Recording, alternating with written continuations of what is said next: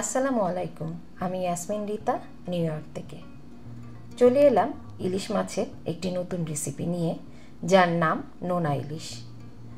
যেহেতু আমি এই রেসিপিটি আমার মা খালাদের কাছ থেকে শিখেছি, তার মানে এটাকে আমি ঢাকাইয়া রেসিপি বলতেই পারি। তো কি কি লাগছে এই নোনা ইলিশ তৈরি করতে আমরা একটু দেখে নেই চটজলদি। এখানে আমি 2টা আলু নিয়েছি, মাঝখান দিয়ে ভাগ করে তারপরে ফালি করে নিয়েছি। এখানে 4 টুকরো নোনা ইলিশ আছে,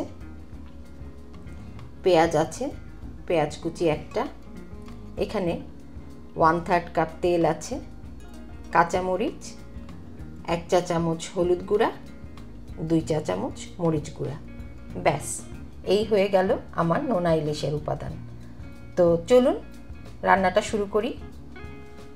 নোনা ইলিশ তো রান্না করব, কিন্তু এই মাছটাকে আমি কিভাবে লবণাক্ত করব সেটার প্রসেসিংটা কি সেটা আপনাদেরকে আমি এখন দেখিয়ে দিচ্ছি। আমি এখানে নর্মাল 2টা ইলিশ মাছ ধুয়ে নিয়েছি। এটার মধ্যে আপনারা যেটা করবেন, আস্তে আস্তে করে আমি লবণ দিচ্ছি। 2টা মাছের জন্য আমি প্রথমে এই পাশে 1 চা চামচ লবণ দিয়েছি, তারপর আমি এটাকে উল্টে দেব।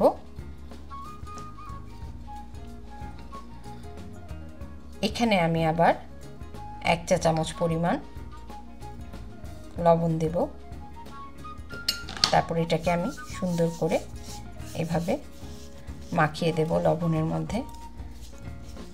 আমি সুন্দর করে করে এটাকে মাখাচ্ছি। বেশি ইলিশ মাছ হলে, বেশি ইলিশ মাছের টুকরা হলে আপনারা সেভাবে বুঝে লবণ দেবেন। অতিরিক্ত লবণ এটার মধ্যে দেবেন না, তাতে মাছের ভেতরে অতিরিক্ত লবণ ঢুকে গেলে তখন খেতে খুবই খারাপ লাগে। এটাকে সুন্দর করে আমি লবণটা চারিদিকে মাছের মাখিয়ে নিয়েছি।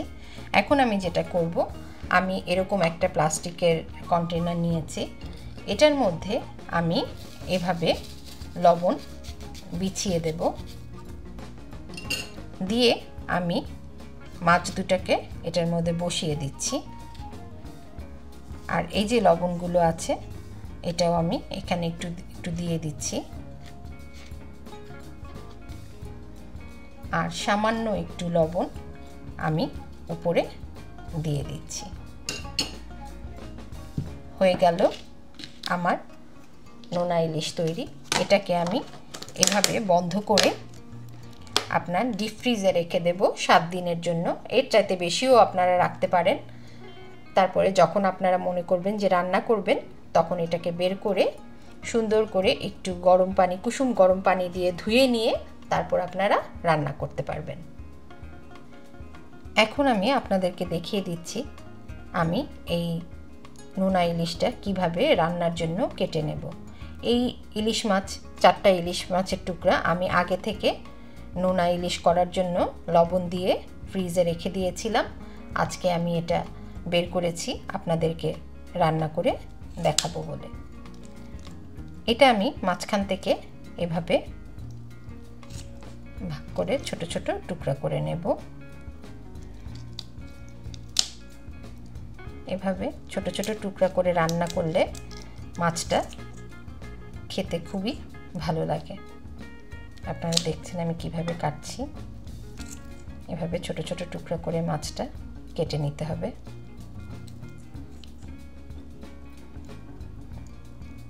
আরেকটা মাছ কেটে নিচ্ছি।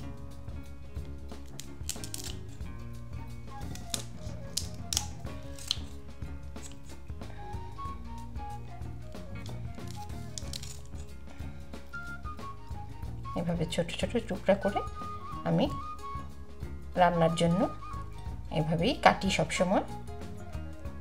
তো চলেন রান্নায় চলে যাই।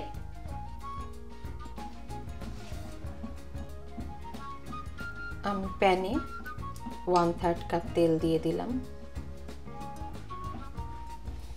তেলটা গরম হয়ে গেছে, আমি এর মধ্যে পেঁয়াজ কুচি দিয়ে দিচ্ছি।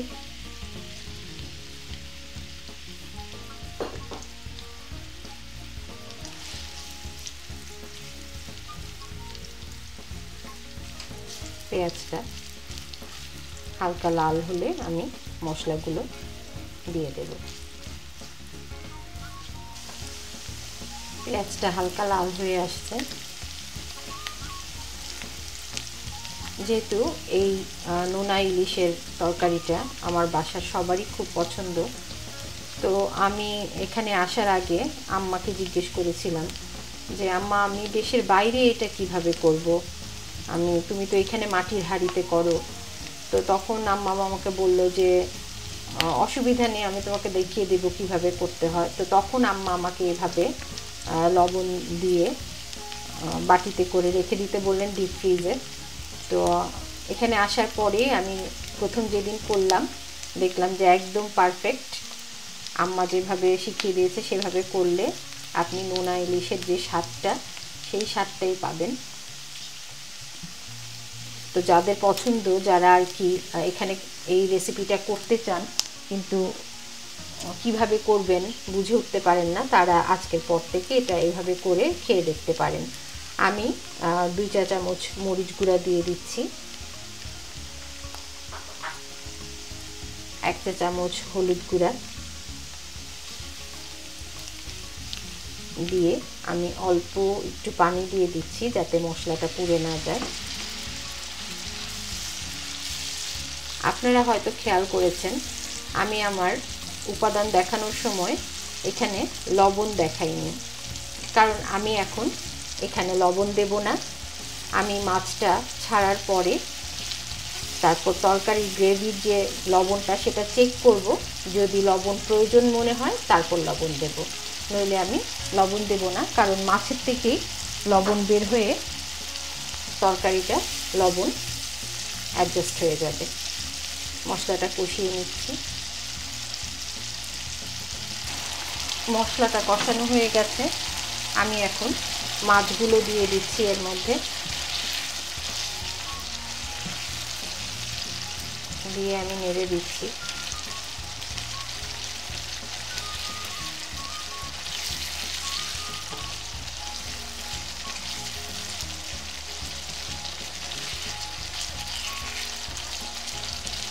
মাছগুলো সুন্দর করে মশলার মধ্যে মাখিয়ে নিতে হবে।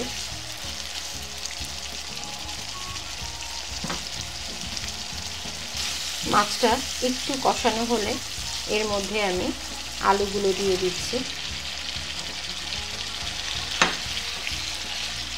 আলুগুলো দিয়ে আমি হালকা হাতে একটু নেড়ে দিচ্ছি।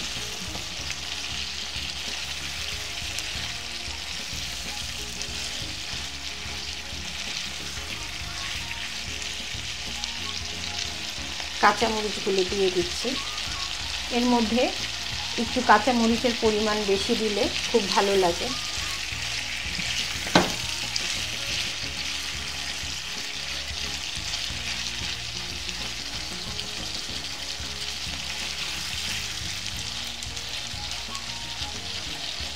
এখন আমি এর মধ্যে পানি দিয়ে ঢেকে দেব।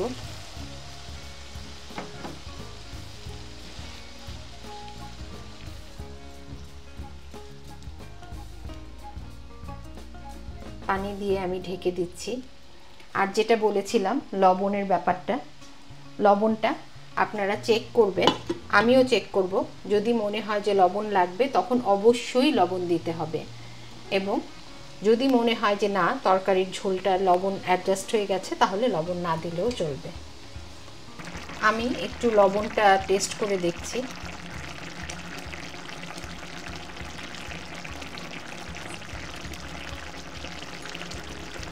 আমার মনে হচ্ছে আমার সামান্য একটু লবণ লাগবে। আমি একটু লবণ এটার মধ্যে অ্যাড করছি আমার পরিমাণ অনুযায়ী। আপনারা দেখে টেস্ট করে তারপরে লবণ অ্যাড করে নেবেন। লবণ আমি শুরুতে দিতে এই জন্যই বারণ করছি, যেহেতু লবণ ইলিশ অনেক সময় দেখা যায় যে অতিরিক্ত লবণের জন্য যখন মাছের থেকে লবণটা বের হয় তখন অতিরিক্ত লবণের জন্য তরকারিটা খাওয়া যায় না। তাই এটা একটু অ্যাডজাস্ট করার জন্য এখন এই যে আমি দিয়ে দিলাম। এখন আমার লবণ একদম পারফেক্ট আছে। তৈরি হয়ে গেল আমার দারুণ স্বাদের নোনা ইলিশ আমি আপনাদেরকে সার্ভ করে দেখাচ্ছি। তৈরি হয়ে গেল আমার নোনা ইলিশ। কীরকম লাগলো রেসিপিটা কমেন্টসে আপনারা আমাকে জানাবেন।